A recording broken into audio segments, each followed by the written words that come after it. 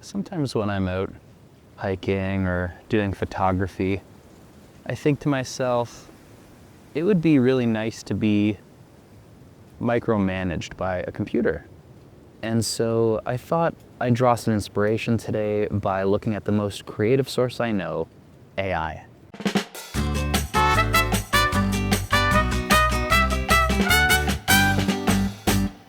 Hey, before I go outside, I just wanted to go over a few things. If you're new here, hey, welcome. And if you're coming back for more, hey. Either way, please like and subscribe, and I will love you forever. That's a Josh Ford guarantee. Now, it may be news to some, but there's this new thing out there called AI, which is artificial intelligence. And by all accounts, it continues to underpromise and overdeliver. Stock markets are up, everybody is prospering. AI is taking the world by storm, especially in the creative fields. Never have there ever been more jobs in the industry, and everyone I know is constantly impressed by it. Look, in general, I have a somewhat negative view of AI. The term AI slop resonates with me. And to me, it is mostly just marketing. Companies throw around the word AI on everything now, but what really is it outside of the continuing trend of enshittification by big corporations and just another way to cut corners under the guise of maximizing profits? But are all examples of AI bad? Of course not. Some are actually super useful. I just think that the term is overused and generally is only used as like a buzzword marketing term that has nothing to do with actual artificial intelligence.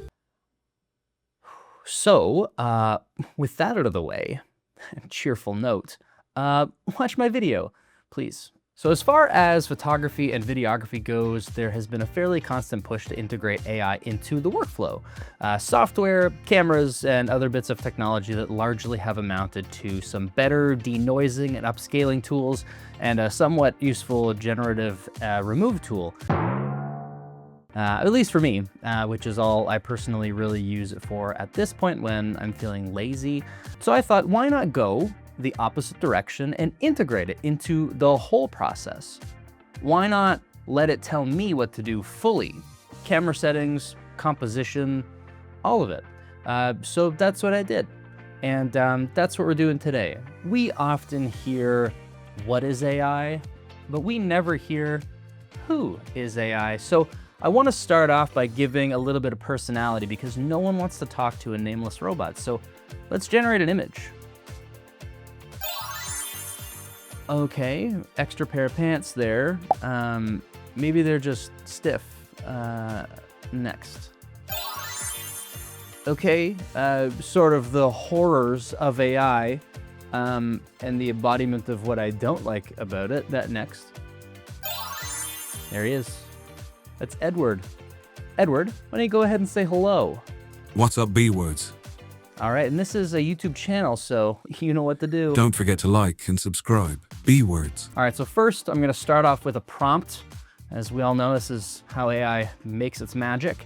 Here's what I asked for. Provide me 5 landscape shot ideas for a morning scene at a lake surrounded by trees. Include the exact settings and composition. Okay, so it generated 5 samples for us. We have the perfect mirror reflection, sun stars through the lakeside pines, the silhouetted canoe or dock, the secret cove angle, and idea number 5, the waterfall cascade. So I'm gonna take these ideas with the settings that it's recommended, see what I can find, and I will report back. Edward is going to provide the narration for this next part to introduce the description of each image. B-words.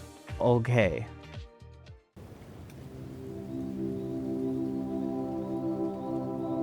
Idea 1. The perfect mirror reflection. Description. The lake is completely still, creating a flawless mirror image of the colorful or moody trees on the opposite shore. The morning light softly illuminates the trees, with the reflection providing perfect symmetry.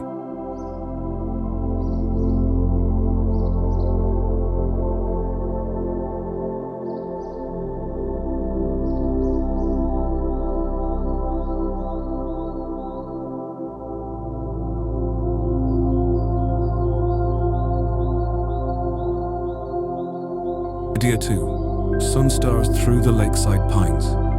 Description: the morning sun peeks through a gap in the dense pine trees lining the shore. Using a very narrow aperture, the light is diffracted into a beautiful sun star, with its beams reflecting off the gentle ripples on the water's surface.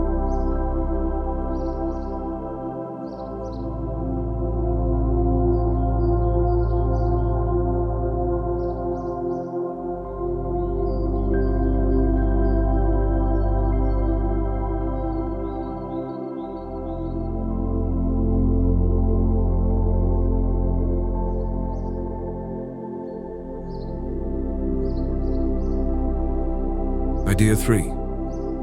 The silhouetted canoe or dock. Description: a man-made element, an old dock, a moored canoe, a lone bench sits on the shore or in the calm water, rendered as a dark, graphic silhouette against the brilliant, colorful reflection of the sky on the lake.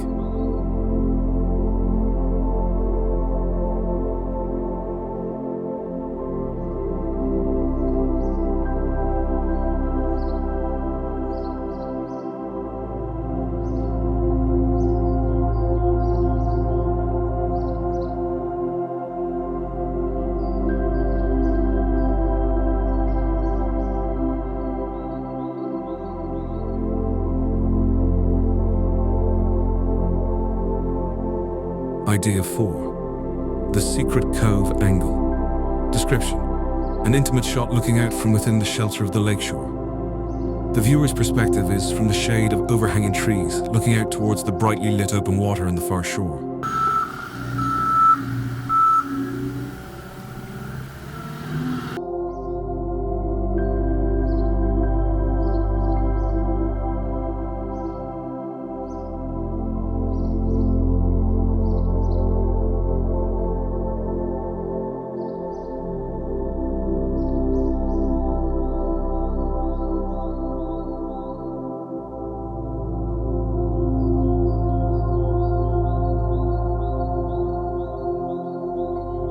Idea 5.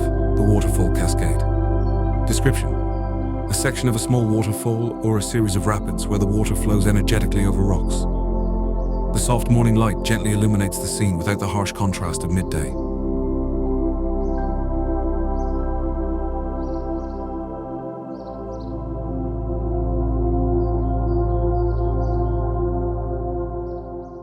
Hey Grok, is this rash normal? Oh, hey, welcome back. So I went out and I followed the prompts and I got some decent results. So looking at some of the results, I think my favorite photo is the first one with the reflections. It's a nice quiet moment and it's something that I probably would have taken on my own even without the prompt. The other photos are nice, but not necessarily something that speaks to me. I'm not a huge fan of the slow shutter water.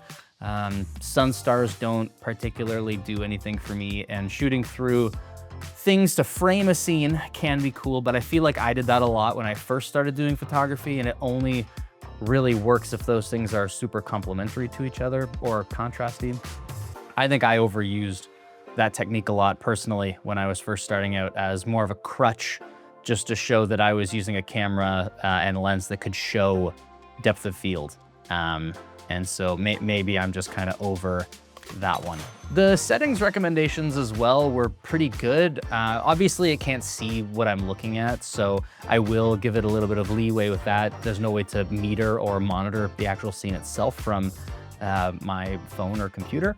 So I had to make some adjustments just based on my own eyes, and then I edited everything, obviously, to my liking. Okay, so I want to go through 3 of these images to see how the recommendations actually held up in practice. So photo number 1, the reflection photo. The AI described the technique as absolute symmetry. Place the horizon line dead center of the frame. This creates a powerful Rorschach effect where the top and bottom halves are nearly identical. Foreground. None is needed. Get lost, foreground. The reflection is the foreground. Just ensure no near-shore reeds or rocks are poking into the bottom of the frame to break the illusion. And then it gave some camera settings. It said aperture of f8 to f11, saying this is the sweet spot for most lenses, ensuring maximum sharpness across the entire scene. Shutter speed variable, likely 1/30 or 1/125, fast enough to freeze the reflection if there is the slightest movement, and ISO 100, absolutely essential for a clean, noise-free image.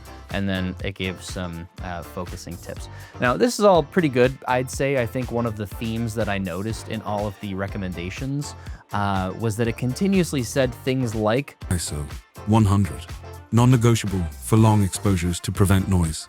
B words. And to me, that's just like a little inaccurate at this point. You don't need to keep ISO at 100 if it means properly exposing your image. In my experience, it's better to properly expose an image in camera and denoise after than to have to destroy the exposure slider in editing. Otherwise, though, the settings were pretty well on the recommendations. I would usually keep my aperture closer to like 5.6 or 6.3 or whatever. I don't find that you need f8 to f11 for landscape photos, but that's just my personal preference. So the next photo I want to talk about is photo number 4. This gave us some tips on placement. So it says to use overhanging branches, large ferns, or the trunks of shoreline trees to create a frame around the top and sides of your image. And then our subject is the window you create that should open up to the main scene, the calm, bright water, and the distant, hazy tree line on the opposite shore. This creates a tunnel vision effect that draws the eye deep into the scene. Again, gives us some camera settings as well, which I identified earlier. So I think we nailed this one. And again, the recommendations were decent. I don't see any need to shoot an aperture priority like it did mention, but again, all kind of preference. I think where I differ from the recommendations on this one is mainly in the aperture setting itself. When I've shot images like this in the past, I actually like to make the foreground out of focus, like that frame section, have that be nice and blurry so that your eyes are drawn into the scene a little bit more. But again, just personal preference. And the final photo I wanted to talk about is the waterfall.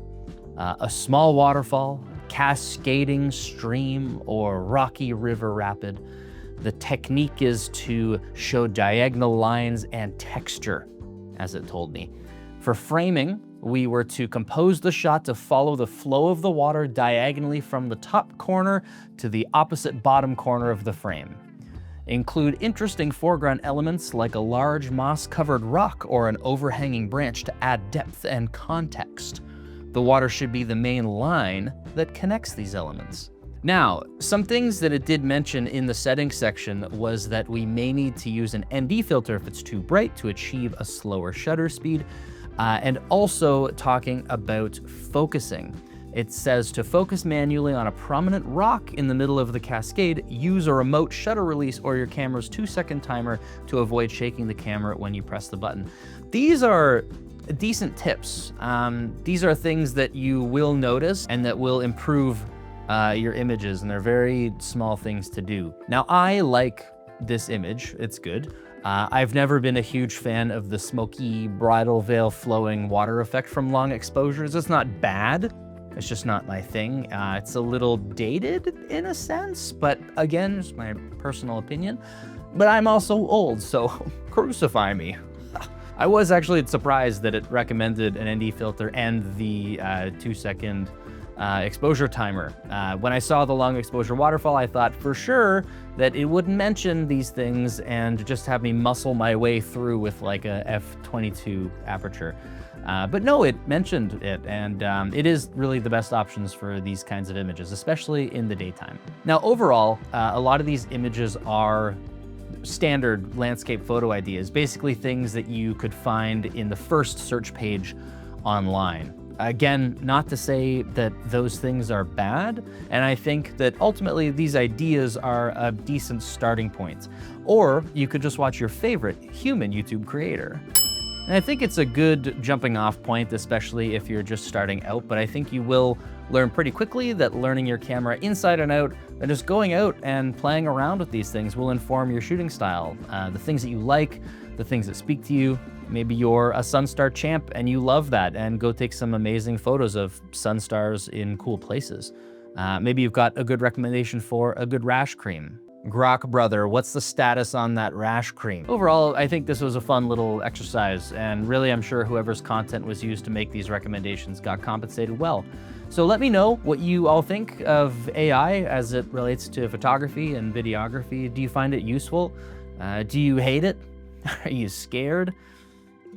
Either way, it seems that it's here to stay, so until next time, bye.